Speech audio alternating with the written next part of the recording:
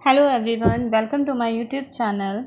आज हम अपने इस वीडियो में चैप्टर 3 क्लास 6 का geography unit motions of the earth discuss करेंगे। जो कि मोशन ऑफ द अर्थ हमें पता है कि हमारी अर्थ के दो मोशंस होते हैं, रोटेशन एंड रेवोल्यूशन। तो बिना किसी डिले के हम अपना जो वीडियो है वो शुरू करते हैं। जैसे कि जब हम अपने सन को देखते हैं, जो हमारा सन है वो राइजिंग होता है, ईस्ट में राइज होता है मॉर्निंग में, और जब वो सेट होता है, जब वो छिपता है इवनिंग में, तो वो वेस्ट में होता है।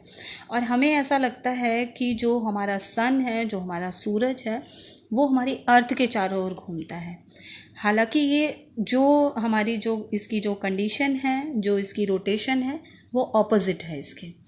जो हमारी अर्थ है वो सन के चारों ओर घूमती है, वो सन के चारों ओर चक्कर लगाती है। हमारी जो अर्थ है वो घूमती है, अपनी एक्सिस पर घूमती है, एंड जो उसकी डायरेक्शन है वो वेस्ट टू ईस्ट है। जबकि जब हम अपने सन को देखते हैं तो वो हमें ऐसा लगता है कि वो ईस्ट टू वेस्ट घूम रहा है, बट जैसे कि मैंने अभी आपको बोला कि ये अपोजिट है उसके। तो जो हमारी अर्थ है वो अपनी एक्सिस पर घूमती है और वो वेस्ट टू ईस्ट घूमती है, पश्चिम से पूरब की तरफ। हालांकि हम जब सन को देखते हैं आसमान में, आकाश में, तो हमें हमेशा ऐसा ही लगता है कि जो हमारा सन है वो ईस्ट टू वेस्ट डायरेक्शन में घूमता है। बट जो ये फिनोमिनन है इसको हम समझ सकते हैं। इसके लिए मैं आपको एक एग्जांपल देती हूँ।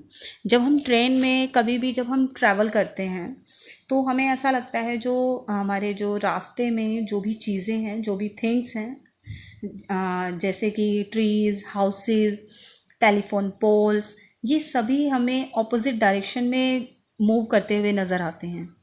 हालांकि रियलिटी अगर हम देखें तो सिर्फ वो ट्रेन चलती है, और जो वो थिंग्स होती हैं, जो ट्रीज़, हाउस, टेलीफोन पोल्स, ये सभी चीज़ें स्टेशनरी रहती हैं। दैट मीन्स एक ही जगह पर रहती हैं वो।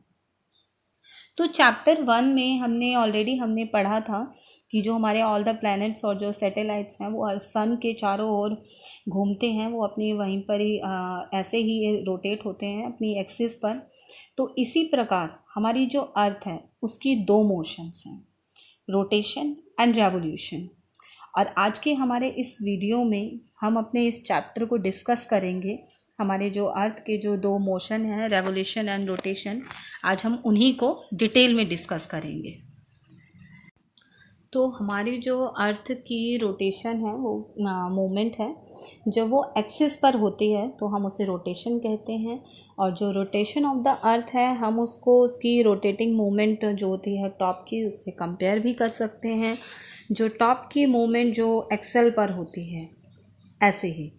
और जो सिमिलरली अगर हम देखें तो हमारी जो अर्थ है, जब वो अपनी एक्सिस पर कॉन्टिन्यूसली रोटेट करती है, तो जो हमारी अर्थ की जो एक्सिस है उसका जो झुकाव है वो 23.5 डिग्री से के एंगल से झुकती है, फ्रॉम द परपेंडिकुलर पोजीशन।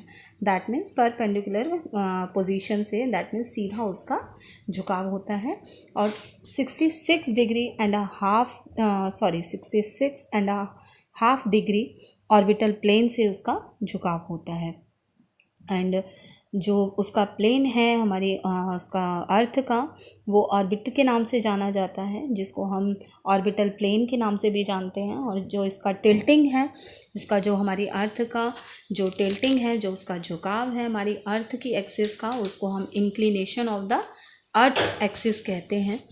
अर्थ जो है हमारी वो एक अपनी रोटेशन को 24 आवर्स में कंप्लीट करती है। और जो इसकी रोटेशन की जो स्पीड है वो 1674 किलोमीटर आवर की है।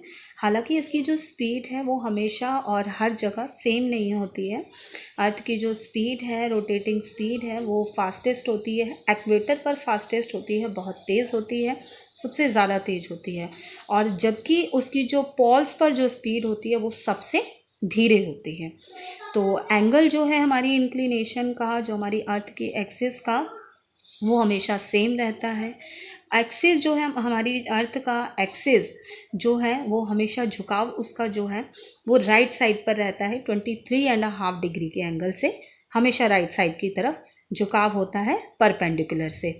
और उसका जैसे कि आप अपनी इसमें पिक्चर में भी देख सकते हैं, जो हमारी अर्थ के ऑर्बिटल प्लेन से होता है। और जहाँ पर ऑर्बिटल प्लेन होता है, जहाँ तक ऑर्बिटल प्लेन की बात है, वो उसका जो एंगल है वो 66.5 डिग्री से लेफ़्ट साइड पर उसका एंगल बनता है। तो ये जो हमारी डायरेक्शन है इंक्लिनेशन की, एक्सिस की, ये कोई चेंज नहीं बनाती है। जब रेवोल्यूशन होती है अर्थ की सन के चारों तरफ, ये तब भी सेम ही रहती है, इसमें कोई भी चेंजेस नहीं होते हैं। अब हमारी जो रोटेशन है उसके कुछ इफ़ेक्ट्स होते हैं, क्योंकि जाहिर सी बात है अगर हमारी अर्थ रोटेट करती है अपनी एक्सिस पर तो उसके कुछ इफ़ेक्ट्स भी होने हैं। तो सबसे पहले इसका जो आता है इफ़ेक्ट, वो आता है formation of day and night का। तो जब भी हमारी अर्थ रोटेट होती है अपनी एक्सिस पर, तो इसका हम एक ही सरफेस देख पाते हैं। इसका जो एक आधा जो सरफेस है, दैट मीन्स एक जो सरफेस है इसका, वो सन की तरफ फेस कर पाता है, और जो दूसरा है इसका सरफेस वो सन से अपोजिट में होता है। तो इस तरह से सन की तरफ जो भी फर्स्ट हाफ जो इसको सन की तरफ आ रहा है, जो एक्सपीरियंस हो रहा है, वहाँ पर हमेशा दिन होता है, और जो दूसरी तरफ जो इसका अपोजिट होता है, जो सन से अपोजिट होता है, वहाँ पर नाइट होती है। तो हमारी अर्थ का जो पार्ट है जो कि स्लैंटिंग सन रेज एक्सपीरियंस करता है, जो रिसीव करता है, वो वाला जो हिस्सा होता है वो हमारा मॉर्निंग और इवनिंग एक्सपीरियंस कर रहा होता है। और सिंस द जो हमारी स्लैंटिंग सन रेज हैं, जब वो एक लार्ज एरिया पर पड़ती है हमारी अर्थ के, तो वो वहाँ पर morning and evening relatively cooler उस टाइम पर जो टेम्परेचर है वो होता है।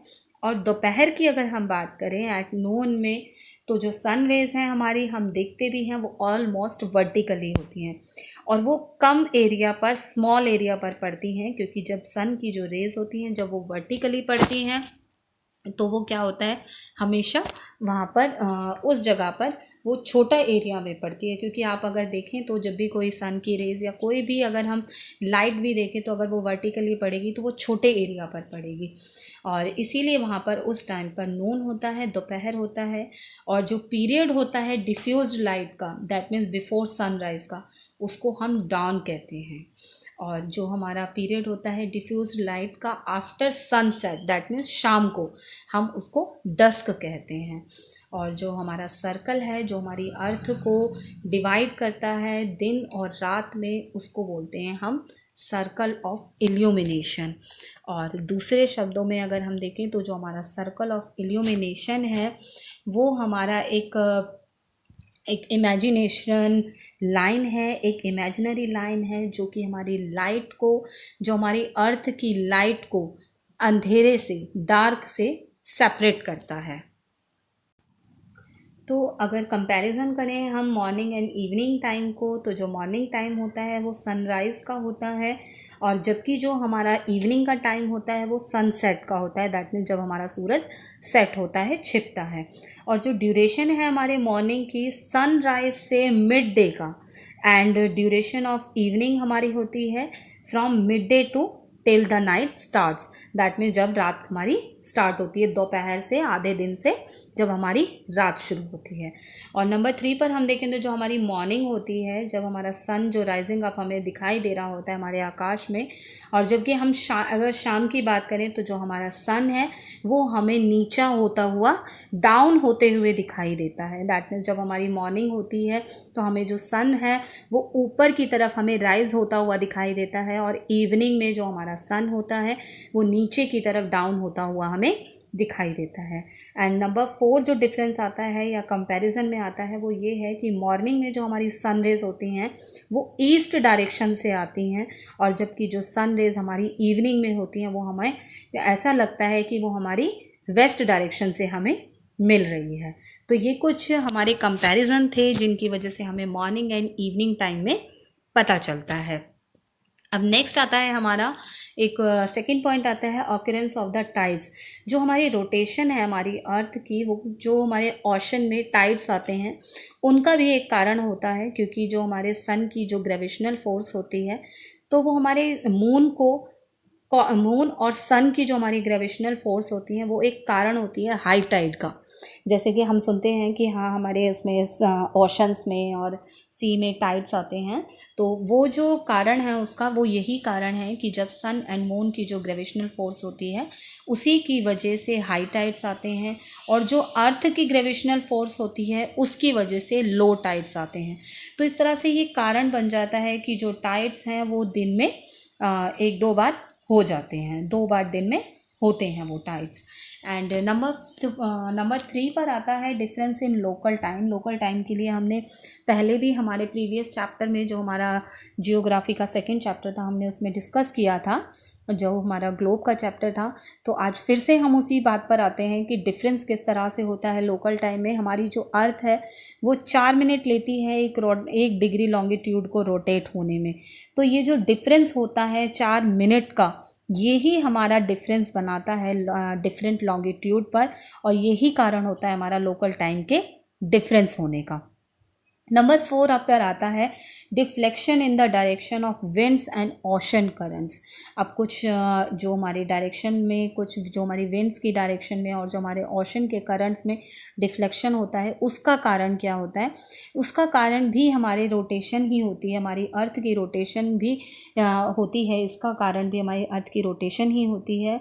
और जब हमारी अर्थ वेस्ट टू ईस्ट मूव करती है, रोटेट होती है, तो ये जो हमारे ओशन करंट्स होते हैं ये उस टाइम पर, और जो हमारे विंड फ्लोज होती हैं ये ईस्ट टू वेस्ट होती है हमारी।